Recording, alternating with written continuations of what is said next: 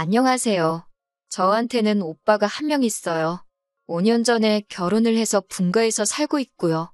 원래부터 아들 챙겨주신다고 오빠 결혼할 때 주기로 한 빌라가 하나 있습니다. 그동안 전세 주고 있었는데 오빠가 결혼하게 되었을 때 부모님께서 따로 해줄 수 있는 건 많이 없고 애초에 그 빌라도 오빠가 장가갈 때를 위해 가지고 계시던 거였으니까 결혼하면 아예 그 집에 들어가서 살라고 하셨어요. 그 빌라가 워낙 오래되기도 했고 저희 동네가 서울에서도 조금 외곽인 지역이라서 새언니가 그 빌라가 그닥 성에 차지 않았나 봐요. 제가 볼 땐 빌라가 조금 오래되기는 했어도 지하철역에서도 가깝고 신혼부부가 시작하기에는 단점이 딱히 없어 보이는 집이거든요. 그런데 새언니는 집이 조금 작다. 리모델링하는데 들어가는 돈이 더 들겠다. 주변 환경이 별로 안 좋은 것 같다 등등 이런저런 이유를 대면서 조금 내키지 않아 하는 게 눈에 보이더라고요. 그러다가 서울을 한참 벗어난 인천 쪽에 아파트 단지가 들어섰다면서 그쪽에 전세로 들어가더라고요. 요즘 최근만큼이야 하겠지만 그때도 전세금이 적은 편이 아니었거든요. 웬만한 집값 뺨치는 정도였는데 기어이 오빠가 모은 돈에 새언니가 모은 돈 그리고 양가에서 있는 돈 없는 돈 끌어모아 지원까지 받아서 겨우겨우 전셋집을 구한 걸로 알아요. 저희 부모님이 돈이 많으신 편은 아니라서 그 빌라를 제외하면 따로 가지고 계신 것도 없었고요. 그런데도 부모님 노후자금까지 끌어다가 기어이 신축 아파트에 전세로 들어가더라고요. 노후자금이 오래된 빌라보다 금액적으로는 훨씬 많아서 부모님이 조금 부담스러워하기는 했는데 오빠가 한 마리 노후자금 내주시면 자기들이 자리 잡고 나서 입쓱 닫고 있겠냐고 어느 정도 생활비조로 돈을 좀 드린다고 기어이 노후자금을 받아갔어요. 그 빌라는 딱히 처분하기도 뭐하고 전세 구하기가 쉬워서 그냥 뒀고요. 신축 아파트를 들어가고 싶었는데 형편이 안 돼서 그런 건지 정말 이상한 위치에 신혼집을 구했더라고요. 그로 인해 출퇴근만 왕복으로 하루에 3시간씩 버리게 되었어요.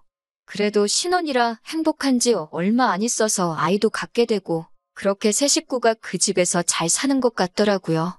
나중에 알고 보니 그 집을 구한 이유가 새언니네 친정하고 가까워서 구한 것 같다는 말을 들었습니다. 원래도 저희 집이 가족들 모이는 거에 크게 연연하지 않는 타입이기는 하지만 그래도 어버이날이나 부모님 생신 같은 날이 되면 누가 봐도 집이 멀어서 오기 귀찮아하는 게 뻔히 보이는데 바쁘다는 핑계로 한 번도 찾아오지 않았어요. 오빠가 결혼하고 5년 동안 얼굴 본 게 손에 꼽을 정도밖에 안 됩니다. 심지어 명절날에도 지금 사는 곳이 오빠네 친정하고 가깝다고 그쪽 먼저 다녀오고 본가에는 연휴 막바지에 하루 일정으로 와서 얼굴만 비추고 가는 정도예요. 조카 데리고 오면 손주 왔다고 부모님이 참 기뻐하시는데 아무리 멀어봐야 2시간 거리인데 그게 그렇게 오기 힘든가 싶은 생각도 들었습니다. 아무튼 저도 슬슬 만나고 있는 남자친구랑 결혼 이야기가 오고 가기 시작했어요.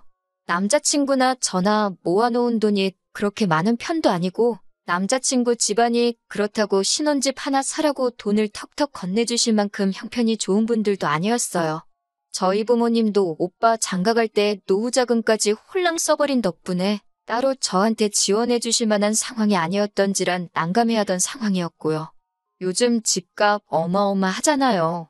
그래서 그냥 월세살이를 해야 하나 아니면 저도 남자친구와 제가 대출을 있는 대로 땡겨봐야 하나 그렇게 하루하루 어떻게 해야 고민하던 찰나에 부모님께서 마침 올해 말에 빌라 전세 계약이 끝이 나니 그때 되면 그 집에 저희가 들어가서 살라고 제안을 하셨어요. 솔직히 노후자금 털어서 오빠 결혼하는데 보태주셨으니 당연히 그 집으로 노후하시겠구나 생각해서 기대도 안 하고 있었거든요. 그리고 여태까지 솔직히 아들 귀하다고 하시면서 아들만 챙기셨지 저는 따로 챙겨주신 적도 없었고요.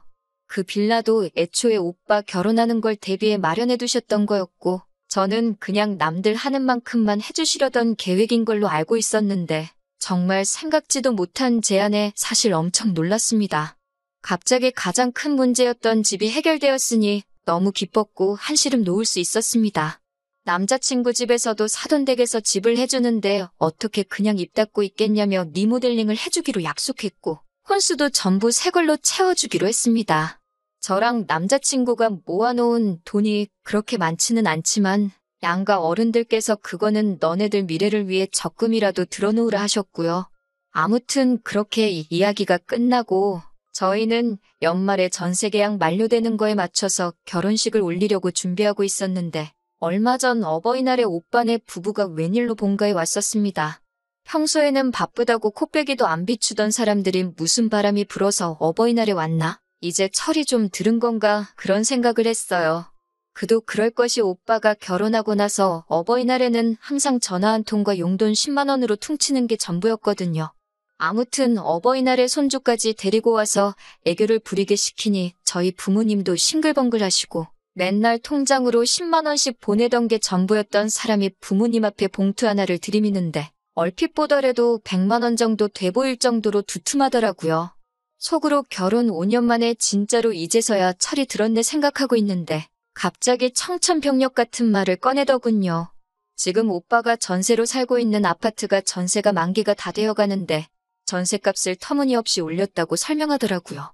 이제 신축도 아닌 아파트를 가지고 욕심이 많아서 돈을 그렇게 올렸다고 말하는 거 보니 신축 아파트 아니라서 질렸다는 말처럼 들리기도 했는데 아무튼 그 오른 전세를 주고 재계약을 하기에는 차라리 이사가는 게 낫겠다 싶어서 알아봤는데 당연히 그 집만 오른 게 아니라 그 주변 지역이 전부 다 올랐다고 하네요. 그래서 어렵사리 꺼낸다는 말이 이제서야 자기들이 볼품없고 오래돼서 살기 싫다고 거절한 제가 앞으로 결혼하고 난 뒤에 신혼집으로 쓰기로 했던 그 빌라에서 살 생각이라고 말을 꺼내더라고요. 부모님이 그 집은 갑자기 왜 그러냐고 하니 오빠는 옆에 앉아있는 새언니 눈치 보면서 우물쭈물하고 있는 게 무슨 꿍꿍이 속으로 저러는지 속이 훤히 보이더라고요. 대답을 이어나가지 못하는 오빠를 이어서 새언니가 대답하더라고요. 마치 부모님의 그런 반응을 미리 예상이라도 했다는 듯이 말이 술술 나오더라고요. 요즘 집값이 말이 아니라서 적당한 위치에 집 구하기가 하늘의 별따기라고 지금 가지고 있는 돈은 지방의 아파트를 매매해서 세를 주던지 시세 차익을 노리고 자기들은 그 빌라에 들어와서 살고 싶다는 거죠. 그러니까 결혼할 때 받은 지원금도 자기들이 갖겠다는 거고 싫다고 받지 않은 그 빌라까지도 꿀꺽 하려는 속셈이라는 게 뻔히 보이더라고요. 거기에 한술 더 떠서 그 빌라로 이사 오면 시댁이 가까워지니 저희 엄마 보고 자기들 출근하면 애까지 봐달라고 하려는 속셈이었던 거예요. 먼저 살던 집은 친정이 가까워 친정에서 아이를 다 돌봐주셨다고 하면서 굳이 친정에서는 돈 한 푼도 안 받고 애를 봐주셨다는 말까지 꺼내가며 아무리 자기네 친정에서 아무 대가 없이 애를 봐줬다지만 시어머니인데 아무것도 안 드리기는 그렇고 한 달에 20만 원 정도 드릴 테니 애까지 봐달라고 하더라고요. 솔직히 통장 내역을 공개할 것도 아니고 새언니가 친정에다가 돈을 줬는지 안 줬는지 저희가 확인할 방법은 없잖아요. 딱 하나 있다면 오빠가 사실대로 이야기하는 건데 오빠가 미쳤다고 사실대로 이야기할 리는 없을 것 같고 그리고 아무리 대출이 있어서 이자를 대출금을 상환하고 있었다고 하지만 두 부부가 5년 동안 맞벌이하면서 새언니 말 맞다나 새언니네 친정에서 아무런 대가 없이 애까지 봐줬다는데 집값이 암만 올랐어도 모아놓은 돈까지 해서 어느 정도 재산이 불어나 있어야 하는 게 정상 아닌가요? 그리고 이제 와서 그 빌라에 들어가서 살겠다는 건 말이 좋아야 제한이지. 솔직히 자기들끼리 벌써 그렇게 하기로 정하고 일방적으로 통보하는 거나 마찬가지인 상황이잖아요. 저 혼자 아무리 속으로 열내봤자 달라지는 상황이 없긴 했지만 그래도 저도 결혼을 앞두고 있고 앞으로 제가 살기로 정해놓은 집을 눈앞에서 빼앗길 것 같아 많이 불안했어요. 그도 그런 게 말씀드렸다시피 아들 귀하게 여기는 집안 분위기 때문에 부모님께서 충분히 그러실 수 있다는 불안한 생각이 들었거든요. 그래도 제 예상과는 다르게 아버지께서 그 집은 저희가 올해 말에 결혼해서 들어가 살기로 했다고 설명을 해주시더라고요. 이미 사돈댁에도 다 이야기가 된 상태고 무르기가 쉽지 않다고 하면서요. 저희가 살기로 했다고 오빠랑 새언니가 그 집을 포기할 거라는 생각이 들지는 않았는데 제가 살지 말아야 할 이유라고 되는 게 너무 어이가 없더라고요. 저희는 이제 새로 시작하는 신혼부부니까 그 집 포기하고 월세부터 시작해도 되는 거 아니냐고. 자기들은 아이도 있기 때문에 집이 꼭 필요하다고 어린 조카 앞세워서 저희 주기로 한 거는 있고 그냥 자기들 살게 해달라고. 오죽하면 이렇게 와서 부탁을 하겠냐고. 자기들이 가까이 살면 조카도 더 자주 볼 수 있지 않느냐. 애를 위해서라도 꼭 자기들이 그 집에서 살게 해달라고 아주 감정에 호소하더라고요. 옆에서 무슨 말 하는지 들으면서 참고만 있다가 왜 말도 안 되는 억지를 부리고 있느냐고 한마디 했어요. 새언니한테 바톤 터치하고 아무 말도 안 하고 있던 오빠가 그제서야 저한테 새언니한테 말버릇이 그게 뭐냐고 성질을 부리더군요. 화가 나서 오빠한테도 억지 좀 부리지 말라고 화를 내고 있는데 옆에 계시던 아버지께서 저보고 말이 많다고 조용히 좀 하라고 하셨어요. 속이 막 타들어가는 것 같더라고요.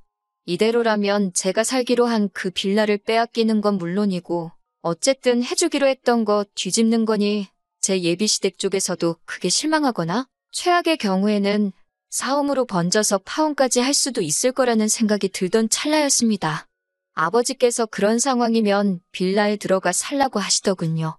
정말 그 순간에는 하늘이 무너지는 것 같았어요. 그런데 곧바로 이어서 하시는 말씀이 결혼할 때 지원금으로 받아간 노후 자금을 돌려달라고 하시더라고요. 제가 결혼할 때 집을 해주기로 했으니 그 돈을 돌려주지 않는다면 그 빌라에 들어가서 사는 건 허락해줄 수 없다고요. 빌라가 워낙에 구축이다 보니 시세가 그렇게 비싼 편이 아니고 부모님이 오빠가 결혼할 때 내어주신 노후 자금이 오히려 더 큰 액수였거든요. 예상 못한 대답에 저도 오빠도 새언니도 벙찐 상태로 아버지만 쳐다보고 있었습니다. 새언니가 이어서 말하기를 그 돈을 돌려드리기는 힘들 것 같다고 사실은 애초에 그 빌라에 들어갈 생각으로 그 돈 가지고 지방의 아파트를 매매해 놓은 상태라고 이실직고를 하더라고요. 그러면서 또 조카 이야기를 꺼내며 우리는 애도 있고 앞으로를 위해서 그 정도 투자는 꼭 필요한 거라고 설명을 하는데 계속 새언니랑 오빠 이야기만 듣고 계시던 어머니도 옆에서 한마디 거드시더라고요. 너네는 어떻게 그렇게 사람이 이기적이냐고, 너네만 잘 살면 저는 어떻게 되든 상관이 없는 거냐고 호통을 치시면서 딱 잘라 말했고요. 그러니까 오빠가 그러면 우리는 어떡하냐고, 그러면 지금 부모님이 살고 계시는 집이라도 비워달라고, 그러면 두 분 살만한 월세방 구해드린다고 하면서 말입니다. 그리고 그 월세는 저랑 같이 돈 모아서 내드리겠다고 하는데 거기서도 제 의사 따위는 물어보지 않고 뻔뻔하게 행동하는 게 어이가 없더라고요. 아버지가 처음으로 오빠한테 화를 내셨어요. 아들 장손이라고 오냐오냐 키웠더니 경우도 모르고 지만 아는 아주 천하의 몹쓸놈으로 키웠다고 성을 내시더군요. 아버지는 오빠를 그 빌라에서도 살게 할 생각 없다고 했고 본인들 노후자금으로 준 돈도 돌려달라는 초강수를 두셨습니다. 새언니는 이미 증여해 주신 건데 그걸 어떻게 돌려주냐고 그렇게는 못한다고 바닥에 드러누워 아둥바둥 악을 썼고 오빠는 나중에 다시 이야기하자고 말하고는 억지 부리는 새언니 데리고 일단 돌아갔습니다. 나중에 알고 보니 이미 증여한 재산일지라도 생활비를 드리겠다는 걸 빌미로 그 돈을 가져갔으니 이건 일반적인 증여가 아니라 상반간에 합의된 부담부 증여에 해당하기 때문에 여태껏 오빠네서부터 어버이날에 10만 원 계좌이체 해준 내용 말고는 아무것도 없어서 부담부 증여에 대한 계약을 해지해서 반환 청구를 할 수 있다고 하더라고요.